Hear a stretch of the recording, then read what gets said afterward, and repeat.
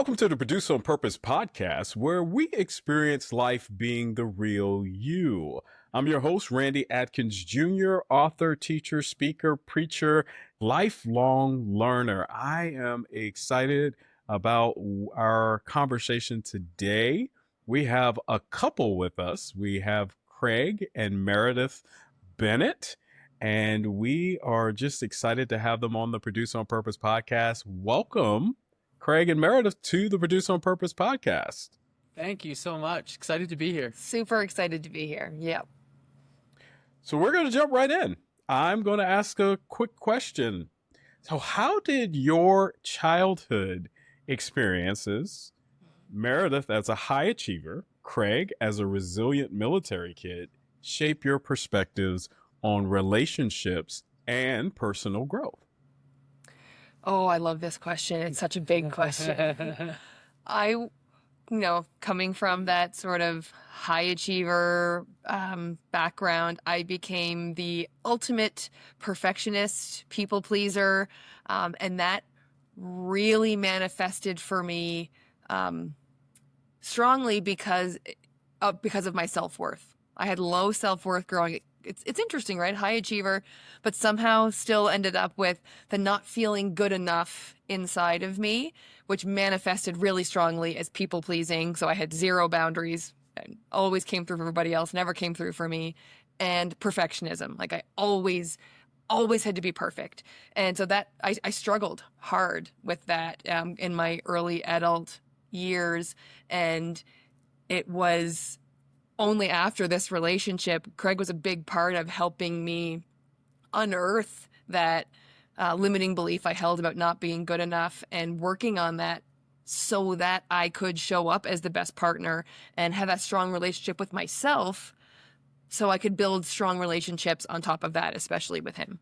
So that was the biggest, I would say, rock that I took out of my childhood into my adulthood that shaped how I participated in relationships. Yeah. And for me, being a military brat and moving around so much, I built walls. I put up walls as a kid so that I had a similar mindset around I wasn't worthy either. I wasn't enough growing up.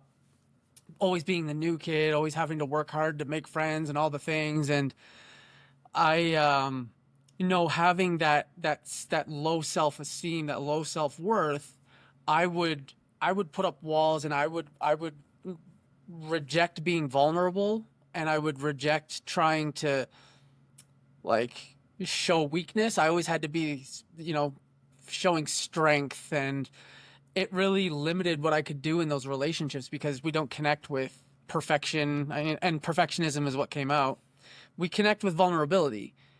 And I was never able to, as a kid, get really vulnerable. So the relationships that I built in my younger years were very surface level. Like I knew that when I landed somewhere, I was only going to be there for a short period of time.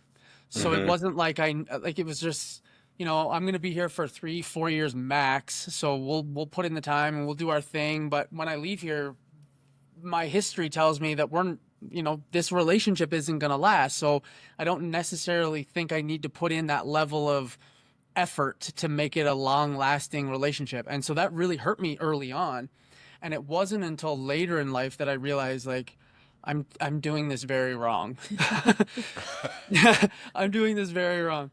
It's our community that makes us. And so, it just makes the life so much better when you do it with a community. And so it was over time that I learned that I need to get past my fear of rejection, and I need to dive into vulnerability more. And similar to how I've helped her, she's dramatically helped me as well. And I think we've leveraged and leaned on each other through this journey of getting vulnerable and knowing that we are worthy and reminding ourselves and each other that we are worthy. And so it's been a huge journey for sure. Wow. Yeah. And so it sounds like both of you have come to this place where I heard vulnerability, I heard community, and being able to come together and having vulnerability that gets you into relationships beyond just superficial conversations and then moving on to the next.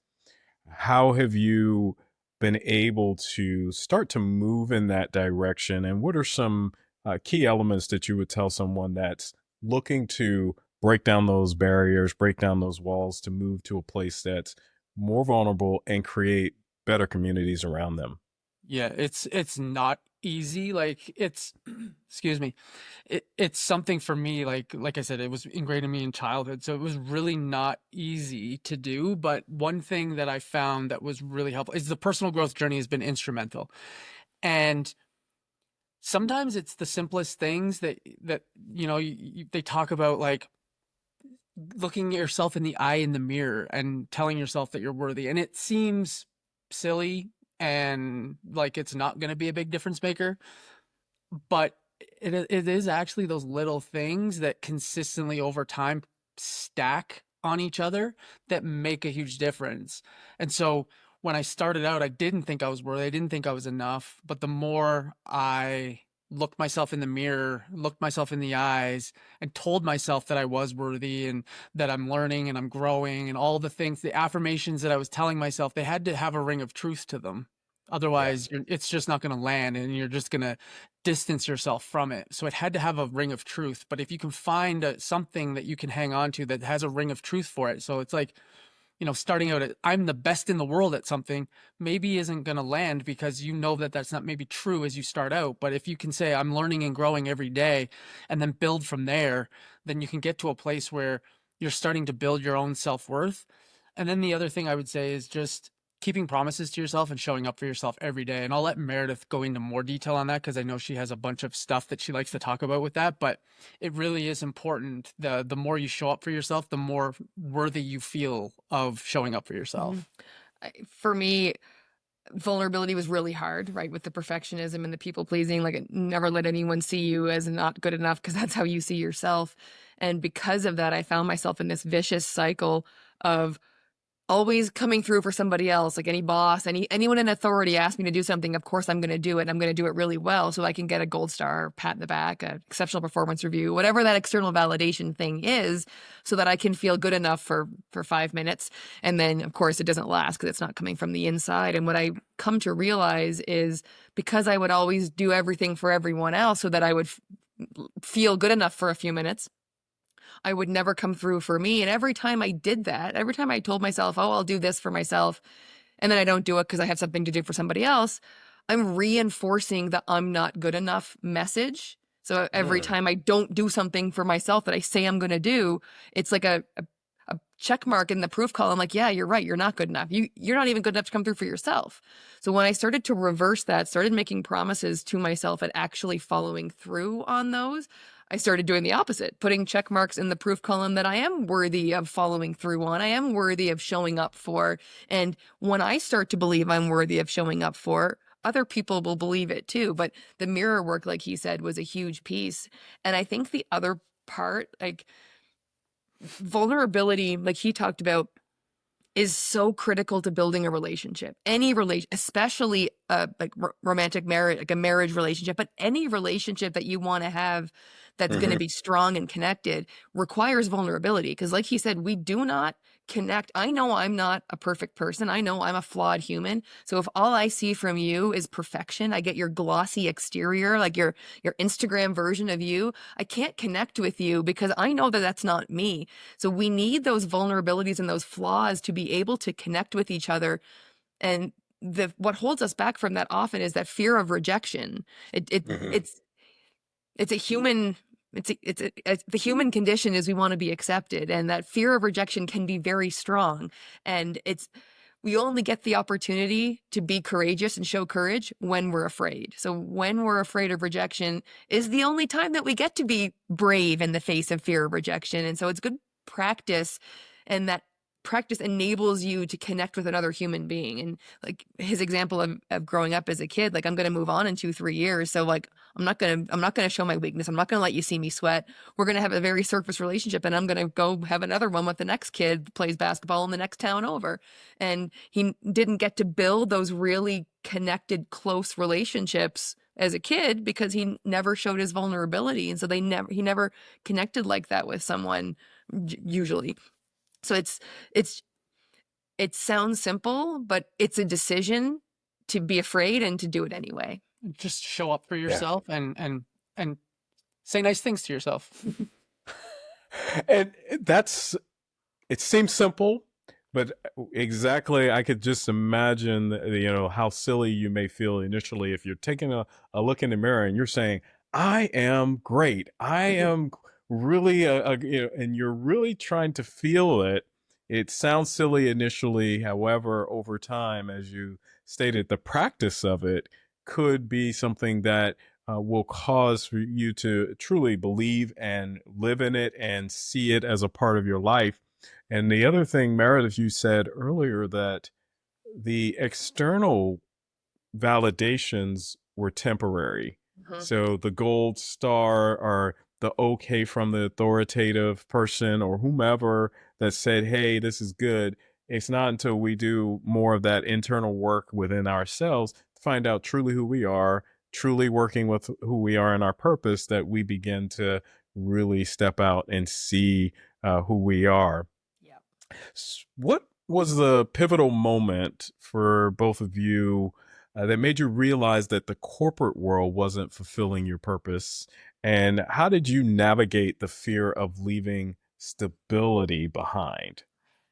Yeah. So this is an interesting story. So for me, I had been feeling unfulfilled for a while in my corporate job. It was just something that I had been doing for long enough that I felt like I had kind of maxed on the growth. Like I wasn't feeling like I was growing anymore. Obviously there's other opportunities and roles and things, but as I was assessing and figuring out what I wanted to do, it was just like I was getting this feeling like I don't want to be in corporate. I don't want to do the corporate thing. However, it's safe, it's stable, as you've alluded to, and so I didn't make that decision right away. And I kept doing the work for a few years, unhappy, unfulfilled, but safe and collecting a paycheck. And then it wasn't until COVID happened that the world stopped in its tracks for a while, and every company probably on earth was starting to figure out like what is this? What do we do? Like we got to cut costs. Like this is crazy what's going on in the world right now. And so we were offered an opportunity to either leave or we could relocate across the country, further away from all our family, further away from those we love. We had just moved into a new house. We were kind of happy with that situation. And the company, said, we're closing this office. You still have jobs if you want them, but you have to move across the country for them. And that was the opportunity that we were presented with. And then there was another moment. Yeah. At that same time, so we're facing this we both work for the same company, which is helpful information. Yeah. So we're facing this decision, a really stressful decision on what we're going to do, because corporate's all we've ever known. It was what we were conditioned to believe was like the gold standard. Go get your big job and stay there and get promoted and all the things. So we're checking all the boxes. So it's a stressful decision. And then we find out my dad has cancer and we think it's going to be his last Christmas. So spoiler, it was not. We got 4 more Christmases with him, so we were very blessed and grateful. But because we thought it would be his last, we drove home. We spent Christmas with him, and it was on that drive back that we finally had the perspective we needed to make the decision. Like Dad's health and like really put things in perspective for us, and we realized we did not want to move across the country and be further from all the people we loved who aren't getting any younger and whose health is not getting any better. And so we decided that we do not want to move across the country. In fact, we want to get closer to our friends and family. And so we decided that we would jump out of the corporate airplane and figure out how to build an entrepreneurship parachute on the way down. And we had no idea what we were going to do. But we went for a walk that night and it just felt like the right decision. Like we didn't have a plan, which is stressful for 2 planners. Totally. It was exciting though. It was like this exciting feeling that not feeling fulfilled in your corporate job and thinking, oh, I'm going to put this behind me and I'm going to find something that does fulfill me. We're going to go and we're going to contribute something to the world that makes the world a better place. That's exciting. And so that was kind of the feeling in that moment, even though it was super, super scary. Like she said, we're both planners. We usually have a checklist of stuff and we're on top of it. And this was just a feeling. It felt like a flashing off-road a sign saying exit here, basically. And so we were like, I think we have to take this exit ramp. I think this is the move. It just felt right, as scary as it was. So, and a lot of times we have uncertainty when we are moving to that next step in our lives or having to make that big choice because we don't know what's going to happen. However, as you both alluded to, there was a feeling there and an agreement there to take that step. And it's the courage. Meredith brought it up earlier as well, is like courage. We have courage to make those steps, then you start to see something different. So as you guys reflect on that journey from corporate to entrepreneurship, what were the most surprising lessons about yourselves and as individuals and as a couple that you figured out? Oh, some good ones. The first one, I'm going to go out of order a little bit. The first one is I didn't realize how much entrepreneurship depends on you and your personal growth. Yeah. Like we were both really successful in corporate and we could be really successful in corporate without doing much personal growth work at all. Like at all. But when we made the transition, we quickly realized that the growth of the business is hamstrung to the growth of us. And so for the business to flourish, we need to grow and evolve and develop into the better versions of ourselves. So that was the very first lesson. I think that one of the big lessons that we learned along the way is your business goes as you go. Yeah, that was a huge one. I think underrated. Like I just did not expect that the personal growth journey was going to be as important and as prevalent as it has been for us going into business. I really did think like, oh, we're going to jump out of corporate. We're going to hop into a business. We're just going to learn some business stuff. We're going to focus. We're going to buy some business books, take some seminars, get a coach or something, but it's going to be focused on business. And then we're going to hit the ground running. We're going to be good. Yeah. No, this is not the case. No. At all. This is not how it goes. I think another lesson we learned is you do have to know where you're going in order to get there. Oh, yeah. So we jumped into a few businesses first, like more than one, that did not align at all with what we ultimately wanted our life to be like. But because we didn't actually do the work to say, what do we want our life to be like? Surprisingly, we didn't build a business that would get us there. We just jumped into we started with real estate because, everybody makes money in real estate. Let's get into real estate. And we hated it. We were miserable. It was terrible. Yeah. But we didn't realize we hadn't done the work of where do we want to go? What do we want our life to be like? So we didn't build a business that would get us there. So we axed that. We had this we talked about in corporate, there was this sense of unfulfillment and that we wanted to do something that we were going to help the world. Like we were going to, give something. What's our gift? How do we serve the world? And the thing was, when we left corporate, we got into such an anxious state because it's scary that our first thoughts weren't to find that mission, to go and serve the world with those gifts, find those gifts and figure out how we're going to serve. It was more about replacing the lost income so that we could survive down the line. And when you chase money, money runs. It's just that when you chase anything, it's going to run away from you. And so, yeah, that failed business at the beginning was an eye opener for us in that, no, we really need to understand what's our North Star. What are we actually trying to achieve? What are we going towards? And so that was a huge lesson for us, is that when you're undertaking anything, and it seems so obvious now, when we talk about it, it's like, yeah, duh, how did you not see this? That, yeah, you need to know what you're going after so that you can actually get it. But in the moment, we were so caught up in scarcity that that was our main focus. And then I would say, oh, go ahead. Oh, good. The third lesson was entrepreneurship can be really lonely. like it can be really isolating trying to build a business, especially on like we're trying to build a business online. So it was like you're just kind of sitting there, and we had each other, so we weren't completely alone. But even I can just only imagine the entrepreneur that's doing it literally by themselves. Yeah. They don't have that person next to them that they can bounce things off of. Like it's a lonely journey. it's an isolating Yeah. journey, and it feels like you're pushing a boulder uphill a lot of days. And so we've done it both ways, like trying to do it just the two of us, and then kind of being part of a larger community of entrepreneurs and personal growth, and trying to build with a community around you. And like night and day difference in just the feeling of not feeling completely alone, and like you're kind of shouting out into the universe, is anybody actually listening? Is there anybody out there? Am I all by myself? It's helpful to have a community around who will just kind of lift you up and support you and give you that shot in the arm every once in a while when you need it.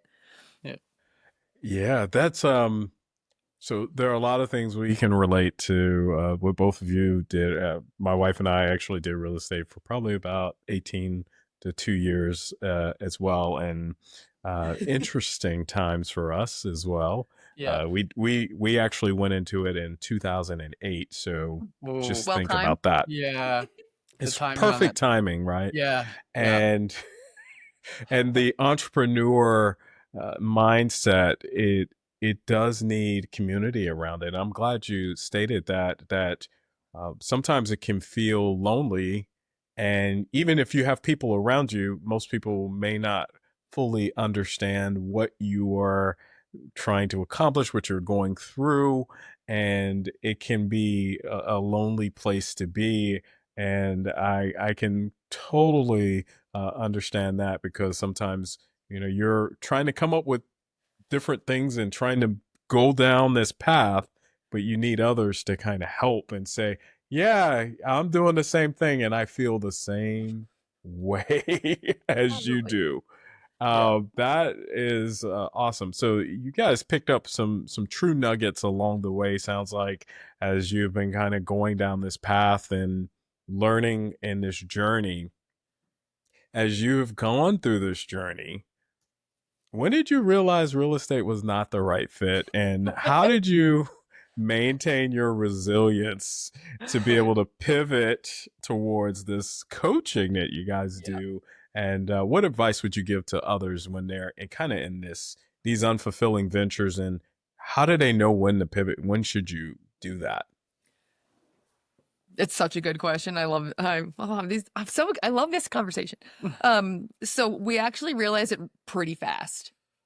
Luckily, we were able to identify that we were still unhappy in our kind of chosen vocation, if you will, and we had a difficult conversation. Well, I think we kind of accelerated that a little bit, because we hired a business coach. Yes. We put some investment behind it, did all the marketing, all the mailers, like all of the things. And I think the business coach helped, because he held our feet to the fire for, week after week after week. And so it took less time, I think, than it would have for us to realize we actually hate this. But we didn't have that conversation at first. We were both separately miserable. And what really prompted this difficult conversation that he talked about, it was we were starting to take it out on each other, which historically we'd not been snarky and snipey or anything like that with each other. We'd been really intentional from the beginning to build our relationship really strong, leaning into vulnerability. So we had a really solid foundation, and starting this real estate business, we were starting to see little cracks forming and little poking at each other. And that's when he kind of, what we like to call, threw the challenge flag and said, we need to have a difficult conversation, which we call it the challenge flag because we wanted to take a time out and review the decision that we made, review the call we made on the field to see if it was still the call we wanted to make today. And that's when we found out we were both very miserable and hated what we were doing, and let our business coach know that we also hated it. And we made the decision right then and there, we're done. We're not doing this. I know we put the mailers out. I know we've done all the website, we've got all the things, but we're not doing it anymore. It was a tough decision because we had made a significant investment, financial and time, into it. And it was one of those things where it's yeah, but I want to recoup that, but also I don't want to throw more money at the problem. Mm-hmm. And so we really had to just sit with that and understand that this is probably just a hard lesson that we learned, and it's going to cost us a little bit. So it's an expensive lesson, but it was a lesson that we needed to learn. And then we just, that's in the moment that we realized that we hadn't done the work yet to really identify and understand what it was that we actually did want. And so that's the work that we undertook then in that moment. And it was really, I would say, motivating, because it was all dream work. It was like, what is our dream? What is it that we want to do? And that's what carried us forward, is that, no, but we still have this is our vision. This is what we actually want. And it's inspiring, and it's motivating, and it gives you energy. And it was like, and I would say that was probably the fuel that kept us going through a really tough time. Because I think the second part of your question was like, how did you, find the resilience to keep pushing forward? And I would say it was dreaming and understanding what it was we actually wanted, and starting to make a plan to go after that. And leaning on each other. Yeah. Like, the beauty for us is we haven't often had those really bad days on the same day where you're like, oh my God, nothing's working. Like, what are we doing? We both have those sometimes, but we didn't have them at the same time, thankfully. So we always had each other to kind of, no, hey, we're on the right track. Like, this is what we're doing. We're making progress. Like, we always had the other one to kind of pull us back out of that little hole we had tripped into. Yeah, I think sometimes I think everyone has this habit of sometimes focusing on the gap. Mm-hmm. And like, there's a really good book called The Gap and the Gain. And sometimes we have a tendency to focus on the gap, the thing that, between us and what we want, there's a huge gap, and we're focused on that, and how have we not reached it yet? And it's always nice to have that other person that can say, yeah, but look behind you and look at what we've gained. Look at the ground we've made over this last little while. Mm-hmm. Like, we're not there yet, but we've made it so far. And if we keep going and we keep pushing and we keep doing the things and stay consistent, we're actually going to get there at some point. And so it's really motivating and helpful to have that person to pull you along. And going back to one of our lessons from before, I think the other thing that really helped us was a community of people, and some specific people who could see greatness in us before we could see it in ourselves. Because like you said a few minutes ago, not everyone understands what journey you're on, and not everyone understands what you're trying to accomplish. And I think that was really true for us. Like, a lot of the closest people in our lives thought we were bonkers by leaving our successful corporate jobs and trying to build something from nothing, and didn't understand what we were trying to do, and so couldn't see a path for us.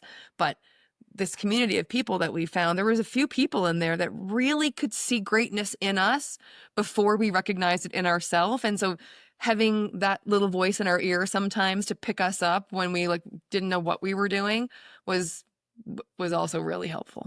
Yeah. That's that true support. I call that having the smaller circle that's around you, that they really don't judge.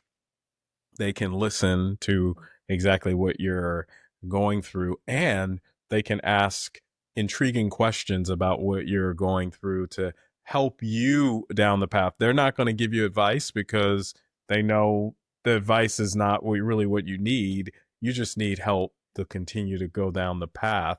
And when you get that, then it's cool. The other thing that you guys said that I really enjoy is that you dreamed. However, that dream was bigger than where you were. And I believe that sometimes we all get caught into a place where we see some of the means to an end versus actually living in that, I live in this life that is much bigger than what I am. And when you start reaching those kinds of goals, it's the forever goals that you're continuing to have that drive and that resilience. So thank you for sharing that. So as you have navigated, I have read that you have said your relationship is described as a superpower. What specific habits and practices have you kept your bond to keep your bond strong, and during challenging transitions like your career changes?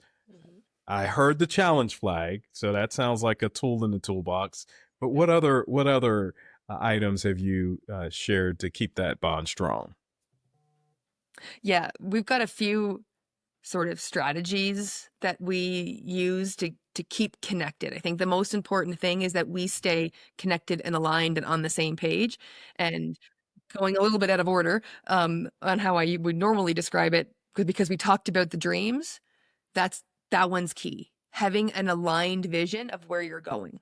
When you've got that shared vision for your future, that, well, we like to call it the North Star. When you've got that North Star and you know where you're going, it's big, right? It takes a lot of work. It takes a lot of, you got to be on the same team, rowing in the same direction to get there. So when you're both consumed and motivated by this vision of the life that you're trying to create, it helps keep the rest of the littler things in perspective. So that the smaller things that sometimes tend to create friction, like my mom used to call them, like making mountains out of molehills, like those things tend to stay in perspective and they don't tend to cause as much friction in the relationship when you've got your eyes on the bigger prize. Benefit of the doubt, you know, it's just more like, I know that we're both working towards our dream. And so if something is off, or, you know, someone makes a mistake, or we aren't vibing on a particular day, we both know that, but we're both in this shoulder to shoulder, working on our goal and trying to achieve our dream. And so you're just more able to give the benefit of the doubt. It's like, okay, maybe we're just off today. I'm having a bad day. She's having a bad day, whatever it is. And you're just able to like turn those corners a little easier rather than pile on top of that. And like, you know, when someone's having a bad day and you feel hurt and you feel that sharpness come from someone, and then you kind of, you want to lash back out, and you know, it's just, you get defensive. And when you have that North Star, that just kind of goes away. You just, because you know that there's something more important that you're both focused on. Mm. And then the other thing I would say, there's several, but another big one is we've adopted a mindset, and the mindset is, you know, marriage typically, when I was growing up anyway, and when she was growing up, we believed that marriage was 50-50. It's a 50-50 proposition. Like everything's 50-50. I'm responsible for 50%. She's responsible for 50%. And what we've learned over time is that that's nonsense. That's just not the case. 50, that leaves room for, you know, well, this came up, and is that my role or is that her role? And I don't want to do it, so she's going to do it. And I apologized first last time. It's your time to apologize first. Yeah. And then that leads to scorekeeping, and scorekeeping is, you never want scorekeeping in your relationship. And so what we've adopted is a 200% mindset. You want a 200% marriage. A 200% marriage is where you have two people both taking 100% responsibility for absolutely everything in the marriage. If something comes up and we're having a disagreement, I know I had a part to play in that disagreement, so I'm just going to own it and I'm going to apologize. Whether she apologizes or not, whether there was something that I believe that she did more and she needed to apologize to me first, there's none of that. I apologize first and I move on. And it's really about taking responsibility for absolutely everything in your marriage. And when you have two people that are taking 100% responsibility for everything in the marriage, walking by the garbage and it needs to be taken out, I'm not going to wait for someone to do it because I did it last. I'm just going to take it and do it. You know, the apology, like, it's really about eliminating scorekeeping altogether from your relationship. Mm-hmm. I like the hard part about the 200% marriage, I find, is we like to sometimes sit in our righteousness a bit. Like, for example, for illustrative purposes only, you know, you never open up to me, you never get vulnerable, you never share with me. It's easy for me to sit in my righteousness and say that, but a 200% mindset says, have I created the space where he feels safe to open up to me? So it's my responsibility to make him feel safe enough to create a space where he can feel safe enough to share. So as opposed to sitting there and you're feeling right and, you know, on your little bit of a soapbox that I share with you and you never share with me, 200% marriage is like, but what's my role in this? And how have I not made it okay for you to share with me? So that it can be a tough switch to flip. But once you switch that, flip that switch in your relationship, it's like the lights come on. And then I would say the third one is we are very, very, very intentional every day of injecting fun into our relationship. Yeah. Like some sort of laughter, some sort of fun, attitude for fun and adventure. So doing things, even if it's the mundane things around the house that you have to do, like making dinner or laundry or all the things, you know, building a business, we will still have fun every day. Mm-hmm. Did you want to say something? Nope. I just totally agree. When you're having fun, the communication, the trust, the connection, the intimacy, all of that is flowing. When the fun goes away, because we put fun at the bottom of the to-do list usually, but when the fun goes away, the rest of it starts to go away. Fun is the foundation that all the good stuff in your relationship is built on. So fun is critical. Yeah. And then obviously there's all the things like the challenge flag and things that you can do to improve communication and intimacy, like having difficult conversations. Like we always say, you can grow through disconnection, or sorry, through disagreement. Mm-hmm. You can connect through disagreement if it's done right. And so there's tactics and strategies to disagree in a Respectful way. yeah, Like fight fair. exactly. Yeah. So I would say those are the big ones. Mm-hmm. I like it. And one of the areas we have taught in before as well is that we should all show up as the full versions of ourselves. And since I'm a computer science major and I love math, I always say if it's 50-50, then if a half times a half, I get actually less. I get 1/4. But if That's good. it's 1 in times 1, we get 1. And that is exactly what marriage is about. Relationships should be that way when we show up. So I'm glad you guys shared that. And the intention, it is, we should be very intentional about how we approach life and how we approach who we are and what we do. And, it just takes time for us to get into that space, have the right mindset, and move forward with it. We're definitely getting close to the end here, so I'm going to ask a question about your road of life coaching. So what legacy are you guys looking to leave through road of life coaching, and how do you envision helping the future generations build stronger relationships? Well, we firmly believe that relationships are the cheat code to leveling up your life. So whatever your primary relationship is, whether it's your marriage, whether it's your business partner, whether it's your kids, whatever that primary relationship is, for most people, it's their marriage. When that's not working, you're spending a lot of time and energy and attention on repair, on walking on eggshells, on arguments, on repairing after argument. It takes a lot of resources from you to be in that.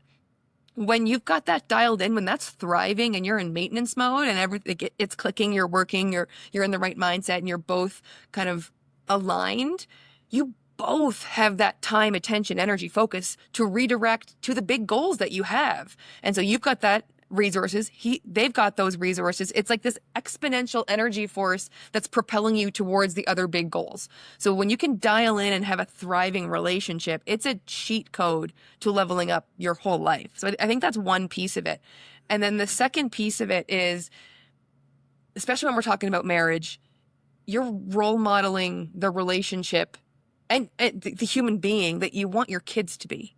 Like, your kids don't listen very well at what you tell them, but they really do a great job of imitating you and becoming you. So are you the human being that you want them to be? And are you in the relationship that you want them to be in?